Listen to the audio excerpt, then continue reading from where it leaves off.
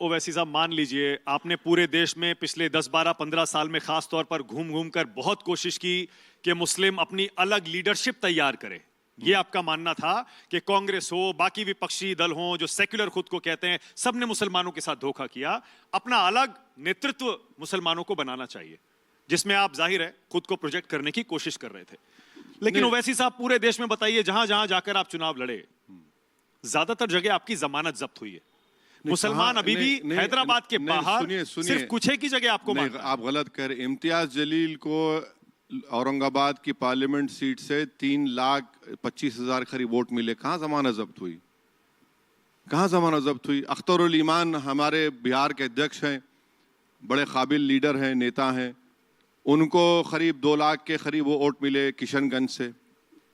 मेरी ये कोशिश जिंदगी भर जारी रहेगी भाई। और देखिए, आप समझ नहीं रहे हैं लोग, आप लोगों का पैमाना यह है कि ओवैसी को दुनिया में क्या मिल रहा है।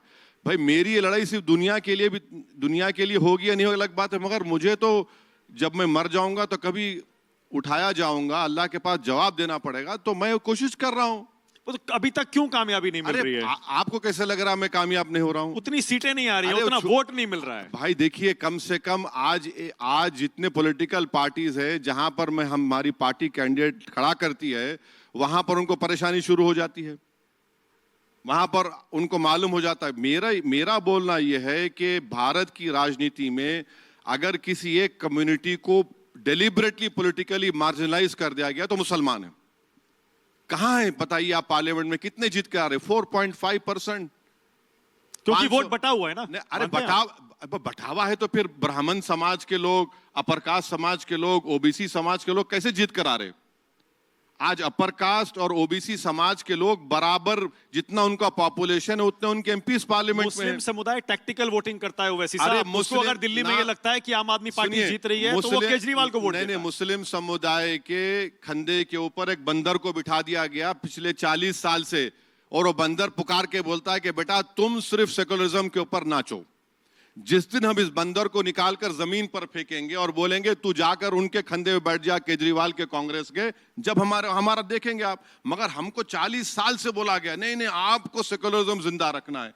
कौन सा सेकुलरिज्म जिंदा रख रहे हैं आप बताइए? जेल में जो लोग सड़ रहे हैं वो सेकुलरिज्म है। कुछ एक जगह जहां आपके उम्मीदवार जीत भी जाते हैं ओवैसी साहब, वो पार्टी छोड़ जाते हैं। अब देखिए, अब बिहार में हुआ ना। नहीं, अब उनको पैसों से, अगर पैसा उनका खुदा बन जाता है तो मैं क्या करूं?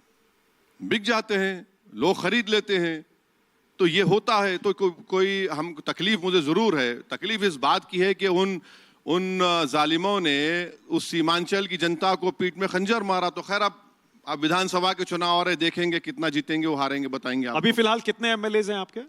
अभी बिहार में मिलाकर देश में बिहार अख्तरुल ईमान साहब एक हैं, महाराष्ट्र में मुफ्ती इस्माइल साहब मालेगांव में है, और तेलंगाना में हमारे साथ हैं। तेलंगाना का जिक्र मुझे याद आया।